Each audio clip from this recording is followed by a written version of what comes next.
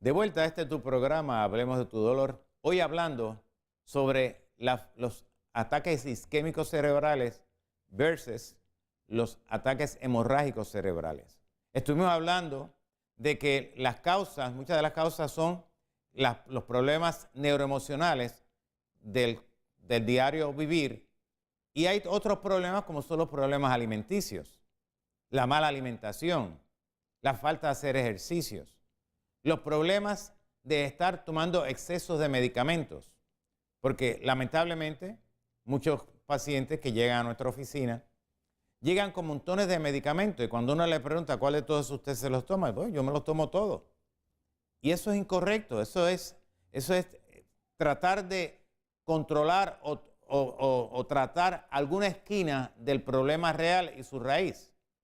Estuvimos hablando sobre que el cerebro que produce la corriente, cuando sale, si venimos a la gráfica, cuando sale la corriente, al encontrarse una tensión emocional en esta área, rebota, creando entonces una sobrecarga eléctrica, y esa sobrecarga eléctrica tiende entonces a crear una serie de signos y síntomas que nos hablan de que hay un problema a nivel vascular cerebral que puede terminar en una isquemia y desarrollar problemas neurológicos o neurofisiológicos.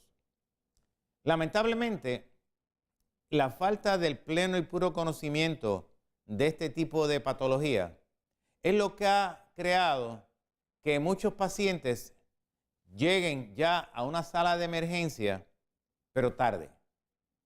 Cuando estas cosas ocurren dentro de la literatura internacional, ha dicho que nosotros tenemos una ventana de 8 horas.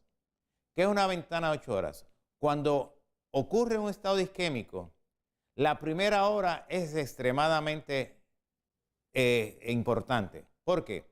Porque dentro de esa primera hora, si la llevan a una sala de emergencia o de urgencias, el facultativo, el médico que está atendiendo la sala, puede inmediatamente comenzar un tratamiento y evitar que hayan secuelas. Si pasan 2 horas, ya la cosa va provocando un poco más de lentitud en la parte vascular cerebral, porque el cerebro comienza a hincharse por el mismo estado inflamatorio. Ese estado inflamatorio, dependiendo de la localidad, va a crear unas deficiencias neurológicas o neurofisiológicas. Por ejemplo, la persona puede darse cuenta de que de momento como que siente un adormecimiento en la cara y puede decir, no, lo que me está pasando es que me está dando una parálisis facial. Cuidado. El Bell's palsy o la parálisis facial puede tener una raíz a nivel vascular de la cual hay que tener mucho cuidado. ¿Por qué? Porque la parte neurofisiológica, si venimos a esta gráfica, vemos que esta serie de nervios que están aquí, que van hacia la cara, si venimos a la otra gráfica lo vemos más claro, esta serie de nervios dependen de la parte vascular para que de esta forma haya una buena circulación sanguínea a nivel de la cara. Pero cuando hay una lesión, volvemos a la gráfica acá, cuando hay una lesión que provoca que se bloquee ese nervio a nivel de esa raíz, va a haber un problema vascular y esto va a crear entonces que el ciclo neurológico se detenga. Al detenerse, se produce ese cambio, provocando entonces que la persona comience a tener pérdida de la fuerza de la cara, se le pone el lado contrario, comienza a alar porque es una fuerza física. Nosotros tenemos fuerzas que van hacia atrás para mantener un balance, pero si este lado de la cara llegara a perder la fuerza, el otro lado que tiene fuerza la va a virar. Por eso es que ustedes ven que a la persona se le vira la cara. O simplemente empieza a tener problemas con el párpado, o empieza a tener problemas con el oído, o empieza a tener problemas con dolores retroorbitales.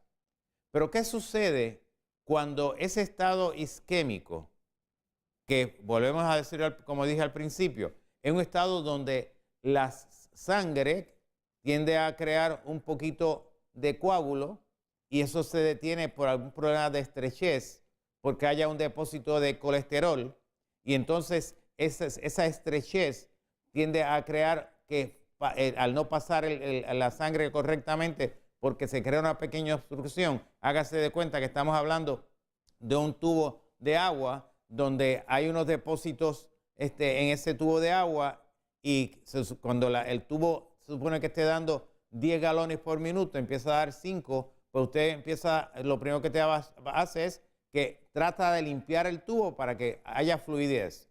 En el cerebro pasa lo mismo. Hay una parte vascular y esa parte vascular, si tiene unos depósitos de colesterol, ese colesterol va a crear una estrechez, no va a pasar la sangre correctamente, provocando entonces que si viene este pequeño coagulito, ese coágulo de sangre, se estanca en esa área, la continuidad de la sangre pierde oxigenación, creando ese sistema isquémico. Pero ¿qué pasa cuando el problema es diferente?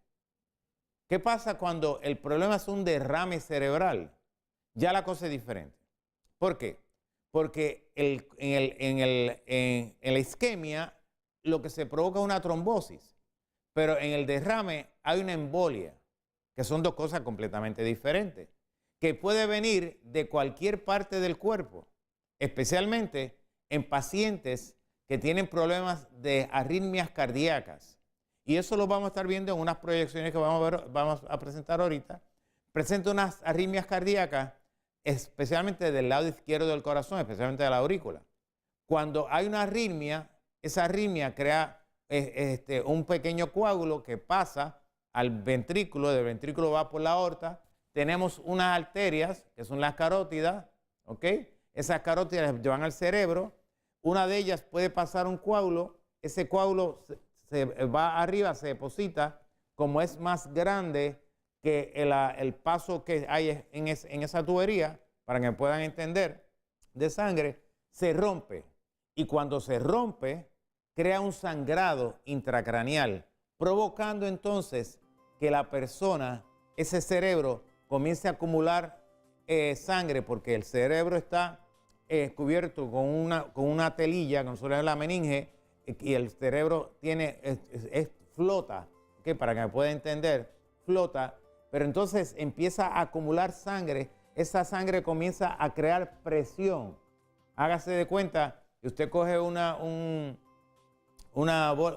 bomba, usted coge y empieza a llenarla y le tiene un espacio, la bomba comienza a expandirse y el espacio comienza a disminuir. Pues en el cerebro pasa exactamente lo mismo. Esa sangre comienza a acumularse al punto de que entonces el paciente o se muere porque provoca un sangrado masivo o simplemente queda con un daño neurofisiológico y neurológico, de tal manera que, como van a ver en unas proyecciones, el paciente queda completamente incapacitado. Pero volviendo entonces a la parte isquémica, en la parte isquémica, que se crea un pequeño daño, la persona puede desarrollar un problema en un lado del cerebro, pero la manifestación va a ser en el otro lado. Si venimos aquí a esta gráfica, si la lesión ocurre en este lado del cerebro, vamos a ver que la manifestación neurofisiológica y neurológica va a ser del lado contrario.